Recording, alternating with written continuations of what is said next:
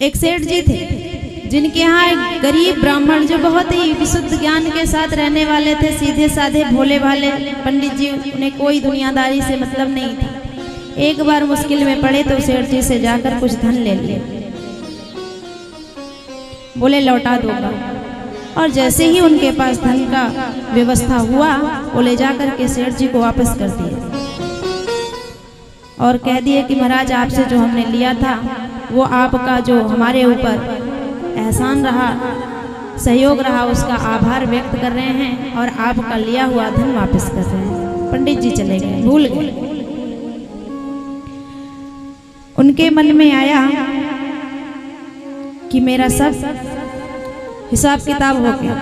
पर जो सेठ जी थे, कुछ लोग होते हैं ना, एन केन प्रकारेण, कैसे भी धन आना चाहिए, जो ही देखता है कि सीधा है इसको लूटो, व्यापार चलना चाहिए।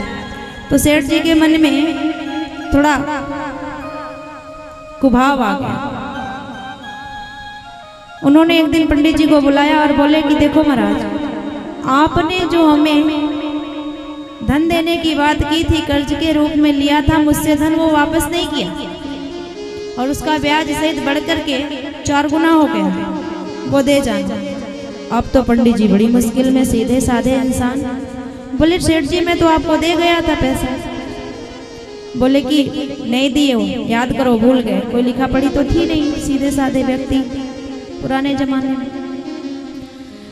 पंडित जी राजा के दरबार में गए और उन्होंने अपनी आत्मकथा सुना दी कि ऐसे बुरा फंस गए। तो राजा ने कहा ठीक है, कल उस सेठ जी के घर के बाहर से जो रास्ता गया है उधर से ही मेरा रथ गुजरेगा, आप उसी समय मेरे रथ पर बैठ जाना और थोड़ी दूर आगे चलकर उतार देंगे। जैसे ही सेठ जी के दरवाजे से राजा का रथ गुजरने वाला था कि राजा ने अपने सैनिकों को आज्ञा देकर के पंडित जी को रथ पे अपने पास में बिठा लिया और झूठ मूठ के बातें करते हुए सेठ जी के दरवाजे से आगे गुजर गए। जैसे ही सेठ जी ने देखा, इसकी तो बुद्धि खराब हो गई कि बाप रे बाप, पंडित जी का राजा से इतनी करीबी संबंध है, इतने नजदीक के हैं, और मैंने झूठा ही धन का आरोप लगाया है कि कर्ज नहीं दिया। अगर मैंने और दबाव दिया तो बड़ा मुश्किल में पड़ जाऊंगा, राजदंड का भागी हो जाऊंगा। बस आगे जाकर राजा अपने रथ से उतार दिए और चले गए। अगले ही दिन सेठ ने जाकर के पंडित जी को और धन दान में दिया और बोले कि महाराज मुझसे ही भूल हो गई थी,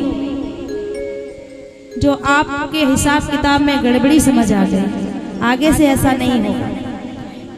कहने का अभिप्राय ये है कि जो हमारा परमपिता परमेश्वर अकारण करुणा वरुणालय है, उसके समीप होकर जब आप चलेंगे तो ये काम क्रोध लोभ मोह अहंकार काल की गति, समस्याएं, गलत परिस्थितियां,